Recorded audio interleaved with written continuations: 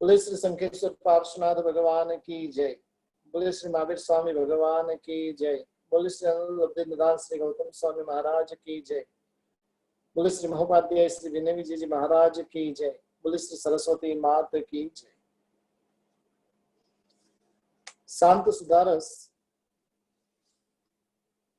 आज जिसकी तीसरी भावना संसार भावना का वर्णन महोपाध्याय जी महाराज अपने बीच में कर रहे हैं। इस संसार में मनुष्य की एक चिंता दूर होती है और दूसरी चिंता उससे बढ़ चढ़कर प्रकट हो जाती है। और ये लगभग जगत के जीवों का अनुभव है। एक बात से छुटकारा मिला नहीं कि दूसरी चिंता आकर खड़ी होती है। निरंतर मन, वचन और काया के अंदर विकार उत्पन्न होते रहते हैं। तमस गुण और रजोगुणों के कारण कदम कदम पर आपत्तियों में जीव लुढ़कता ही रहता है और दुख की प्राप्ति करता रहता है। जहां पर किसी भी प्रकार का सार नहीं है उसका नाम संसार। जहां पर चारों ओर से निरीक्षण करने पर भी असारता नजर आए उसका नाम संसार। और ऐसे संसार भावना के ऊपर हम चिंतन कर रहे हैं। अभय कुमार जी, महामंत्री अभय कुमार जी पर्व तिथि के दिनों के अंदर रात्रि के समय के अंदर औषध लिया हुआ है और औषध लेने के बाद में ज्ञान साधना में वो महात्मा डूबे हुए, ध्यान साधना में वो महात्मा डूबे हुए हैं। और ऐसी महान आत्मा औषध धर्म की आराधना करते करते रात्रि के समय के अंदर भयम, महाभयम और अति भयम ऐसे तीन तीन शब्दों को सुनकर तीन तीन महात्माओं की आत्मकथाओं को सुनकर जिनका हृदय वैराग्य से प्लावित हो चुका है और अब आगे जाकर क्या घटना होती है उसका वर्णन महोपाध्याय जी महाराजा यहाँ पर कर रहे हैं। संसार में मनुष्य को सतत चिंताएं सताती रहती है। एक चिंता का निवारण होता है और दूसरी चिंता आकर तैयार ही रहती है। व्यक्ति सोचता है कि इतना हो जाए तो बस है, लेकिन इतना होने के बाद में ऐसी झंझट के अंदर वो उलझता है कि वहां से निकल ही नहीं पाता है। और ये संसार की वास्तविकता है। यहाँ पर बैठे हुए कई लोगों ने अपने जीवन के अंदर उसकी अनुभूति की होगी। बस अब इतना हो गया, इसके बाद तो अब मैं शांति से जीवन बसर करूंगा, आनंद से मुझे जीना है। लेकिन उतने में परिवार के अंदर कुछ ऐसी घटना घटित होती है और वो घटना उसे और फंसा देने वाली बन जाती है। वो सोच रहा था इतना करने के बाद मैं निवृत्त हो जाऊंगा, और निवृत्त होने की घड़ी के अंदर जीव उसे ऐसे चक्रव्यूह में फंसाती है। अभिमन्यु का जैसे वो चक्रव्यूह था उस तरीके से वो चक्रव्यूह में ऐसे फंस जाता है कि मृत्यु के मुख में जाने तक वो बच नहीं पाता है। निकल नहीं पाता है वहां से। इसलिए संसार जिसके अंदर मनुष्य को अनेक प्रकार की चिंताएं निरंतर सताती रहती है। दूसरे नंबर के अंदर संसार के अंदर मन वचन काया के अंदर निरंतर विकार उत्पन्न होते रहते हैं। कभी मन के विकार, कभी वचन के विकार, कभी काया के विचार, और वो विकार उसे परेशान करते रहते हैं। एक चीज ध्यान रखिए कि काया के विकार तो अमुक उम्र के बाद में शांत हो जाते हैं। वचन के विकार भी कहां पर बोलना कहां पर नहीं बोलना फिर भी हमें पता चल सकता है, लेकिन मन के विकार तो कहीं पर भी बैठे रहे, कहीं पर भी गए रहे, और फिर भी मन के विकार शांत होते नहीं। ये जगत के लगभग सभी जीवों का चित्रण ये रहा हुआ। पहले नंबर में चिंताएं सताती रहती हैं। दूसरे नंबर के अंदर मन वचन काया के विकार जो निरंतर उत्पन्न होते रहते हैं। और तीसरे नंबर के अंदर कदम कदम पर आपत्तियां आती रहती है। एक आपत्ति से छुटकारा पाता है, दूसरी आपत्ति आकर खड़ी हो जाती है। इस समय के अंदर किसी ने सोचा था कि भी इतनी बड़ी महामारी आएगी? किसी ने सोचा था कि इतना बड़ा कोरोना का कहर फैलेगा और पूरे विश्व को वो त्रस्त कर देगा? कई लोगों ने कैसे कैसे सपने संजोए होंगे, कैसे कैसे प्लानिंग किए होंगे, और उन सबको तबाह करके रखने का काम एक बीमारी आती है और सबके शेड्यूल को अस्त व्यस्त करके चली जाती है। और ये संसार का स्वभाव रहा हुआ है। संसार इसी का नाम जहां पर कदम कदम पर आपत्तियां रहे। संयम उसका नाम जहां पर कदम कदम पर आनंद ही आनंद रहे। एक कदम से दूसरा कदम उठेगा, आनंद बढ़ेगा, वो संयम है। और संसार वो है कि जहां पर आपत्ति का सर्जन होता रहेगा। और इसलिए ये तीनों बातों को ये चार चार कहानी के माध्यम से हमें समझने का प्रयत्न करना है। जिनके जीवन के अंदर कुछ नहीं था और वैसे व्यक्ति के जीवन के अंदर भी कैसी चिंता, कैसे विकार, कैसी आपत्तियां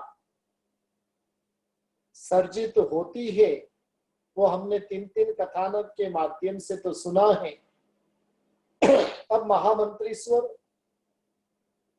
तीन तीन महात्माओं की जो आत्मकथाएं सुनकर उनके दिमाग के अंदर संसार की असारता, निर्गुणता, दुख पूर्णता अच्छी तरह से उनको समझ में आ चुकी है। धनद मुनिवर की आत्मकथा सुनकर महामंत्री गहन विचार में डूब गए। रात्रि की नीरव शांति थी, औषधशाला का पवित्र वातावरण था, और मुनि भगवंतों की वैराग्य पूर्ण संसार की असारता को बताती हुई जीवन कथाएं, जिसने अभय कुमार के ऊपर बहुत गहरा प्रभाव डाला। संसार में कर्मों के दारुण विपाक कैसे होते हैं, और वो दारुण विपाक अभय कुमार ने अभी तक कोई अनुभव नहीं किया था, लेकिन ऐसे भी दारुण विपाक होते वो उन्हें सुनने में आए। और उतने में अचानक एक शब्द निकल पड़ता है, भयाद भयम। जैसे तीन मुनि भगवंत लघु शंका बड़ी शंका के निवारण के लिए जाकर आते हैं और उनके मुख से जो शब्द निकले थे, वैसे ही एक शब्द निकलता है और वो शब्द था भयाद भयम। भय से भी भयंकर।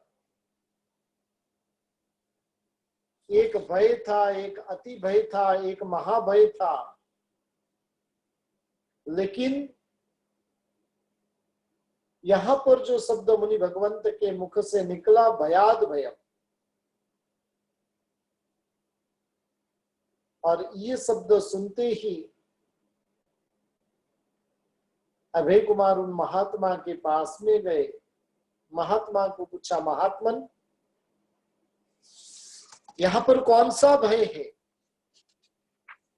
इतनी नीरव शांति के अंदर, इतने पवित्र वातावरण के अंदर क्या भय रहा हुआ है? और तब वो मुनि भगवंत कहते हैं कि मुझे मेरे गृहस्थी की जो कथा, गृहस्थी का जो जीवन था और उस जीवन की स्मृति मुझे हुई, और होने के साथ में मुंह से ये शब्द निकल गया। अभय कुमार महात्मा को कहते हैं कि हे महात्मा, वो आत्मकथा आपके जीवन की आप बीती मुझे सुनाइए। ये सब सुनना भी क्यों है? कानों को अच्छा लगे इसलिए नहीं।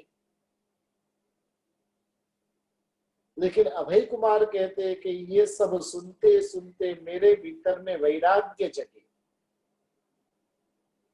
कल किसी पुण्यशाली ने कहा था कि ये कथानक सुनते और डर लगता है। उनको भी डर है कि कहीं पत्नी ऐसा नहीं कर देवे, कहीं परिवार वाले ऐसे नहीं कर देवे, और उसका डर है। रात को नींद भी आई होगी कि नहीं, वो बहुत बड़ा प्रश्न है। लेकिन शास्त्रकार भगवंत हमें डराना नहीं चाहते हैं। शास्त्रकार भगवंत हमें जगाना चाहते हैं। धर्म कभी भी डराने से नहीं होता है। धर्म कभी भी लोभवशात नहीं होता है। धर्म जो होता है वो जगने से होता है। और महोपाध्याय जी महाराजा का काम इतना ही है, जगाने का। जगने के बाद तो हम ऑटोमेटिक अपना कार्य करने लगेंगे। मार्ग पर चढ़ाने का काम महापुरुष का है, जगाने का काम महापुरुष का है। लेकिन महापुरुष जगाते, उसमें भी हमको लगता है कि हमें डरा रहे। उनको हमें डराने से, डराकर हमसे क्या प्राप्त करना है?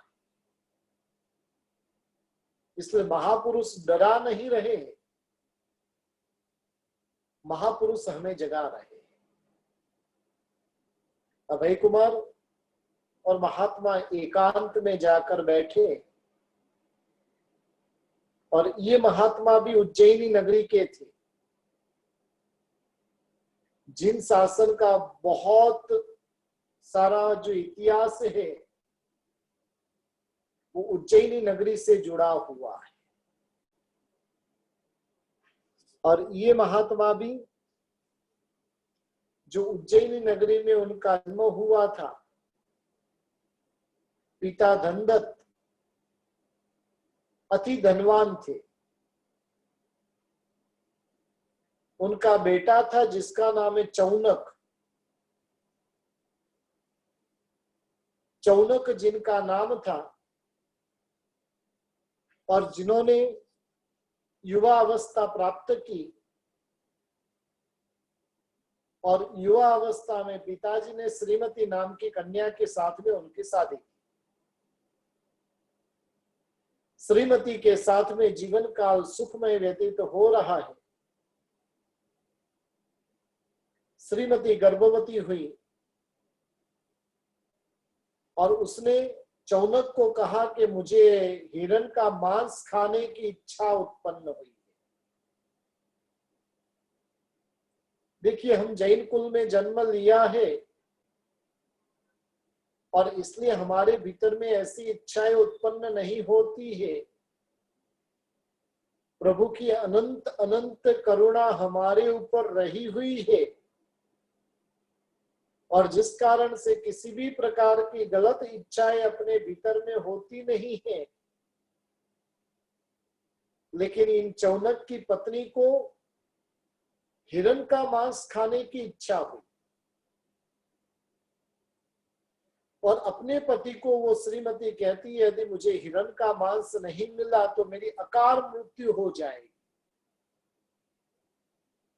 इसलिए आप कैसे भी करके हिरण का मांस लेकर आओ। जब पूछा गया भाई हिरण का मांस कहाँ मिलेगा, तो कि भाई राजगृही नगरी में मिल सकता है। सैनिक महाराजा के वहां पर ये हिरण का मांस हिरण वन के वहां पर रहा हुआ है और हिरण का मांस आपको सैनिक महाराजा के पास में मिल सकता है। वो अपनी पत्नी का मनोरथ पूर्ण करने के लिए अकेला ही तलवार हाथ में लेकर राजगृही की ओर चल पड़ा। पत्नी की और उसे जो गाढ़ राग था और उसके लिए उसको हिरण का मांस लाने का उल्लास भी बहुत गजब का था। चलते चलते चलते चलते थोड़े दिनों में वो राजगृही नगरी पहुंच गया। बाह्य उद्यान में गया, बहुत थका हुआ था और वहां पर राजगृही की जो वेश्याएं थी वो वेश्याएं उस बगीचे के अंदर घूमने के लिए आनंद प्रमोद करने के लिए आई हुई थी। ये चौनक भी एक वृक्ष के नीचे खड़ा हो गया। उद्यान के अंदर शीतल हवा चल रही है और साथ ही साथ इन वेश्याओं के वार्ता विनोद ने चौनक की थकान को दूर कर दिया। इतने में अचानक सरोवर के पास वेश्याओं ने शोर मचा दिया। नगर की जो प्रसिद्ध वेश्या थी मगध सेना, और वो बगीचे के पास में रहे हुए सरोवर के अंदर गिर गई थी। सब वहां पर चिल्ला रहे कि कोई बचाओ, कोई बचाओ, कोई बचाओ। और इतने में ये जो चौनक होता है वहां से भागता है, सरोवर के अंदर छलांग लगाता है और उस वेश्या को बाहर निकालता है, किनारे पर लेकर आ जाता है। मगध सेना जो वेश्या थी वो चौनक के ऊपर बहुत खुश हो गई। उसने उनको कहा कि तूने मेरा प्राण बचाया है, तुम मेरे उपकारी हो, आज से तुम मेरे साथ में रहो और मेरे साथ आनंद प्रमोद करो। मगध सेना का रूप इतना अच्छा था, पर्सनालिटी उसकी इतनी गजब की थी और जिस कारण से चौनक उसकी बात को टाल नहीं सका और वो उसके साथ में रहने लगा। वेश्या ने राजगृह में आने का प्रयोजन पूछा। तब चौनक ने पूरी बातें बता दी कि मैं श्रेष्ठी पुत्र हूं, मेरी पत्नी जो गर्भवती है उसे हिरण का मांस खाने की इच्छा हुई है और यहाँ पर राजगृह में मैं हिरण का मांस लेने के लिए आया हूं। वेश्या ने उनको कहा कि आप बहुत सरल हो, आपकी पत्नी जो है वो दुराचारिणी है, जिसने मृग का मांस खाने के बहाने आपको उसने अपने से दूर कर दिया है। वास्तव में उसे पता है कि मृग का मांस इतना आराम से आसान से मिलता नहीं है और इसलिए तुमको उन्होंने दूर किया है क्योंकि उसके भीतर में दुराचार घुस गया है। लेकिन चौनक को अपनी पत्नी के प्रति इतना राग था, वो वेश्या की बात पे विश्वास नहीं करता। उसने एक भी बात मगध सेना की मानी नहीं। मगध सेना ने बहुत समझाने का प्रयत्न किया लेकिन वो तो बोलता है नहीं, मेरी पत्नी तो वो तो पतिव्रता ही है। और उसकी हवेली में काफी दिन तक वो रहा। एक दिन मगध सेना के साथ में वो रथ में बैठकर जा रहा था नगर की ओर और वहां पर अचानक दौड़ता हुआ हाथी उनके सामने आया। यह हाथी जो था वो श्रेणिक महाराजा का हाथी था। आज वो हाथी उन्मत्त बन गया था और इसलिए चौनक उस रथ से नीचे उतर गया क्योंकि वो हाथी को वश में करने की विद्या को जानता था और फटाक करके अपनी विद्या का प्रयोग कर कर उसने हाथी को अपने वश में कर दिया। नगर जनों ने चौनक की बहुत प्रशंसा की। मगध सेना जो वेश्या थी वो भी बहुत प्रसन्न हुई। पुनः वो उनके हवेली पर चले गए।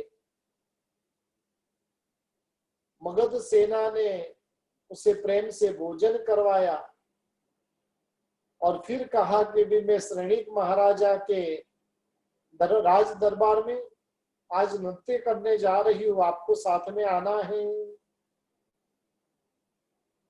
वहां बहुत लोग देखने आएंगे। लेकिन चौनक जो थका हुआ था, नींद आ रही थी और इसलिए चौनक ने कह दिया कि नहीं, मैं नहीं आऊंगा, मुझे नींद आ रही। मगध सेना जो थी वो राज्यसभा में चली गई और राज्यसभा में जाने के बाद में वहां पर उसका नृत्य चल रहा है। सब लोग नृत्य देखने में इतने लीन बने हुए। उतने में वो चौनक ने सोचा कि ये बहुत अच्छा मौका है राजा के वहां से हिरण का मांस चुराने का। वो भी हिरण का मांस चोरी करने के लिए गुप्त रीति से राजमहल में घुस गया। मृग का मांस भी उसने ले लिया लेकिन गुप्तचरों ने उसको पकड़ लिया। गुप्तचर उसको पकड़कर राज्यसभा में लेकर आए। राज्यसभा में ऐसी जगह पर चौनक खड़ा रहा कि फटाक करके मगध सेना की दृष्टि उसके ऊपर गिरे। राजा नृत्य देखने में तल्लीन थे और जैसे ही नृत्य पूरा हुआ, श्रेणिक महाराजा मगध सेना के ऊपर खुश हो गए। देखिए, आत्मा किसकी? तीर्थंकर की आत्मा है। और तीर्थंकर की आत्मा भी वेश्या के ऊपर खुश हुए। वेश्या को कहा कि भाई तू 3 वचन मुझसे मांग सकती है, आज मैं तेरे ऊपर तेरे नृत्य से खुश हो गया। और उस समय के अंदर मगध सेना कहती है कि वो जो बंदी व्यक्ति है, उस व्यक्ति को मृग मांस का जो अभिलाषी है और जिसने मेरे प्राणों की रक्षा की है, इसलिए आप उससे पहले तो मुक्त कर दीजिए। पहले नंबर में उसने उसको करा दिया। दूसरा वचन इसने मांगा कि ये जो चौनक है वो मेरा पति हो, वो भी वचन राजा ने दे दिया। और मगध सेना तो बहुत खुश हो गई। और इस प्रकार से दोनों घर पे पहुंचे, आनंद विनोद में दिन पसार हो रहे हैं। लेकिन अचानक ही उसे पत्नी की याद आ गई कि जिस कार्य के लिए मैं आया था, मेरी प्राण प्रिय जो पत्नी है वो भी चिंता कर रही होगी। बहुत समय व्यतीत हो चुका है,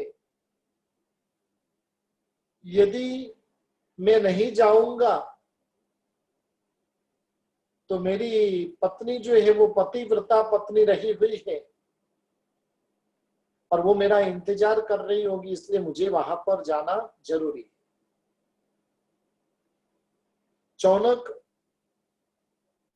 जो वेश्या से परमिशन लेकर निकलने की तैयारी कर रहा था, उसने में मगध सेना ने भी कहा कि हे प्राणनाथ, आप अकेले मत जाइए, मैं भी आपके साथ में चलती हूँ। और चौनक और मगध सेना दोनों ने उज्जैनी नगरी की ओर प्रयाण किया। कुछ दिनों के अंदर वो उज्जैनी नगरी में पहुंच गए, बाहर उद्यान में ही रुके। और रात्रि के समय में चौनक अकेला ही तलवार लेकर अपने घर की ओर गया। घर का दरवाजा खुला था और घर में पहुंचते तो उसकी पत्नी उसके प्रिय जो है उसके साथ में काम भोग की चेष्टा कर रही। काम भोग की चेष्टा होने के बाद में सो गए और सोने के बाद में चौनक ने आके तलवार से उसका मस्तक काट दिया।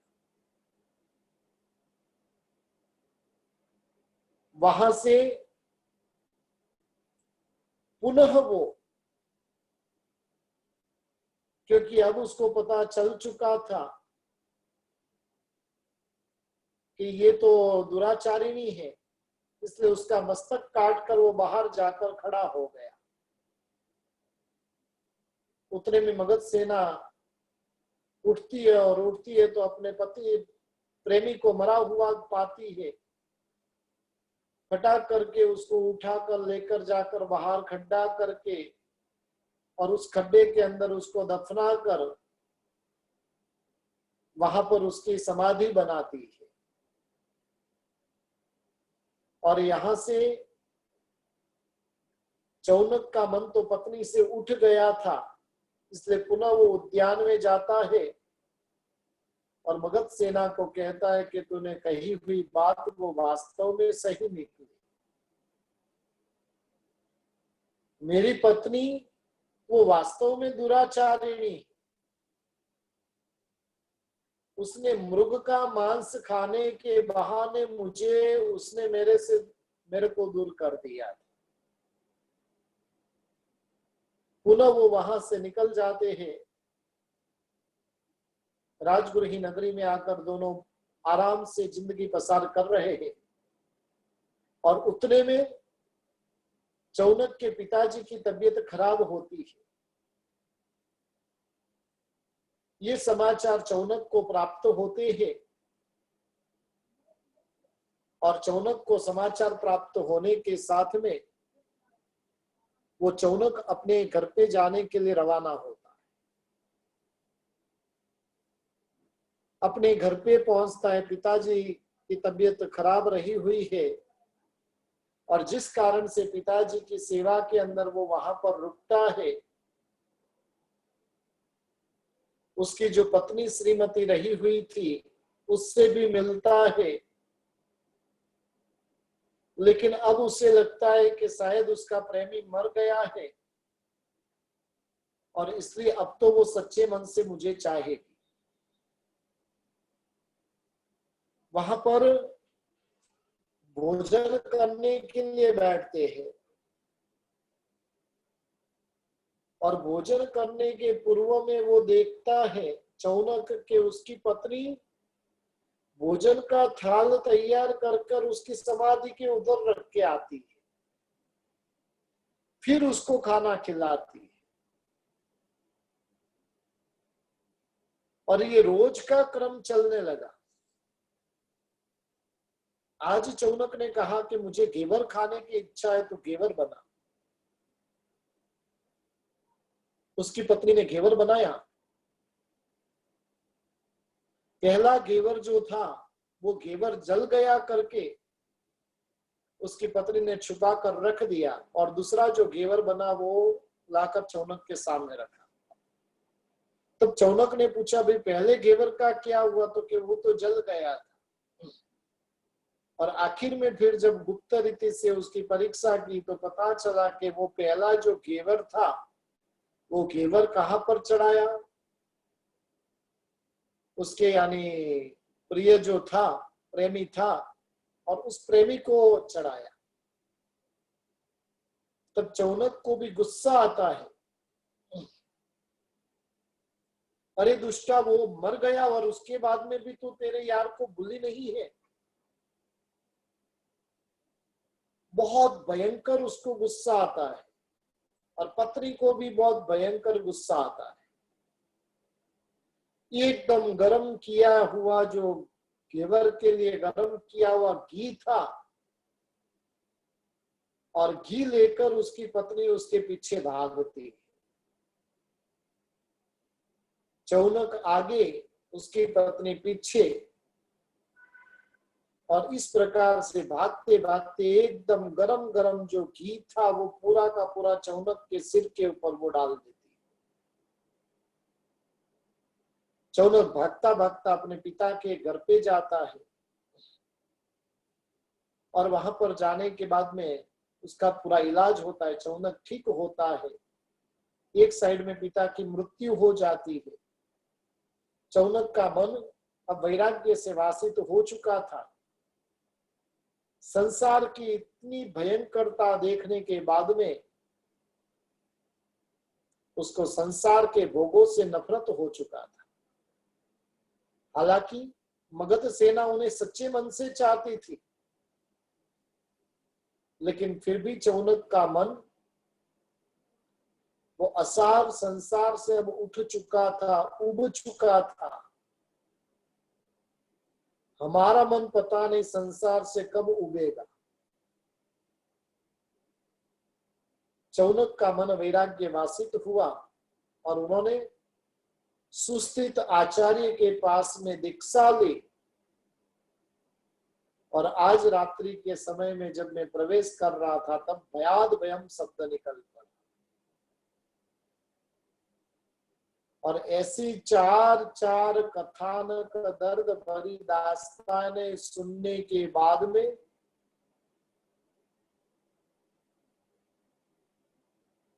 अभय कुमार के भीतर में भी ये आत्मकथाएं सुनते सुनते संसार से वैराग्य उत्पन्न हो चुका। प्रातः औषध पार कर वैराग्य की मस्ती के साथ में राजमहल में गए और आखिर में वो इंतजार करने लगे कब तो महावीर देव का संयम जीवन स्वीकार कर। यानी ये संसार की वास्तविकता रही हुई है।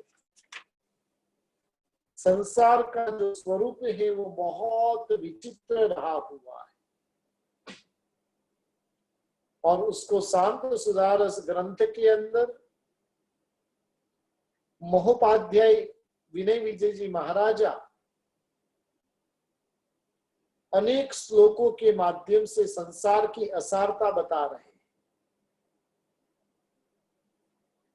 आगे जाकर महोपाध्याय जी महाराजा हमें संसार कैसा रहा हुआ है उसका स्वरूप बता रहे, तो कि सबसे पहले जो दुख रहा हुआ है संसार में,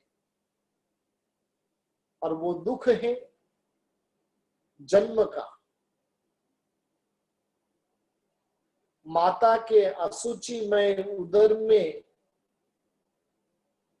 9 महीने तक कष्ट सहन करना, जन्म की पीड़ा को सहन करना, अनेक बड़े कष्टों को सहन करते हुए क्षणिक और काल्पनिक वैश्विक सुख मिलने पर लगता है कि चलो दुखों से छुटकारा मिला। जन्म का दुख जो है वो बहुत भयंकर रहा हुआ है। जन्म के दुख से जैसे ही छुटकारा मिलता है, इतने में तो मौत की परिचायिका ऐसी वृद्धावस्था पीछे पड़ जाती है, काया जर्जरित तो हो जाती है। कीमती मनुष्य कौड़ी के मॉल बिक कर व्यर्थ पूरा हो जाता है। मनुष्य जीवन के प्रमुख दुख इस श्लोक के अंदर विनय विजय जी महाराजा ने बताए हैं। पहला दुख गर्भावस्था का, दूसरा दुख जो है वो जन्म का है,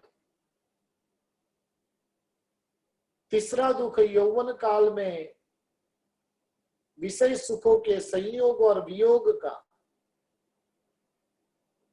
चौथा दुख वृद्धावस्था का, और पांचवा दुख है वो मृत्यु का है। और ये संसार है। पूज्य न्याय सागर जी महाराजा ने बहुत सुंदर जो सच्चाई की रचना की है। હું તો નટરો થઈને नाटक एवा नाच्यो हो जिनवरिया, और कैसे कैसे नाच इस संसार में जीव नाचा है, उसका अभूतपूर्व वर्णन इस सच्चाई में करने में आया है। सच्चाई की पहली पंक्ति में न्याय सागर जी महाराजा आत्मा को नट की उपमा दे रहे। नट यानी क्या? अभिनेता, एक्टर। जो एक्शन करने वाला होता है उसको नट कहा जाता है। जितने भी आपके हीरोइन हीरोइन है ना, वो सब नट नटनी है। और जिसको हमने हमारे रोल मॉडल बना के रखा है, आदर्श के स्वरूप में किसी को स्थापित किया है, तो हीरो हीरोइनों को। कईयों के रूमों के अंदर तो देखते हैं पूरा रूम ही उनके फोटो से भरा हुआ रहता है। लेकिन न्याय सागर जी महाराजा उन्हें नट की उपमा दे रहे।